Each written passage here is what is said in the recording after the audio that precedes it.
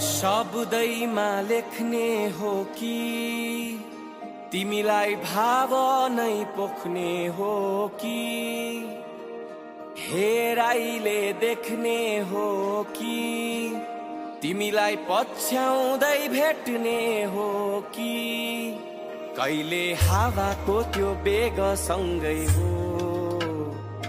मन पनि खुल्ला आकाश झैं भो कहिले बादल लोरी सुनाउने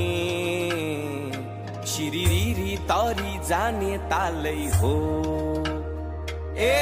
ओखती रहेछ तिम्रा रंग थरी थरी दुःख पीडा सबै बिर्साउने जादु छरी छरी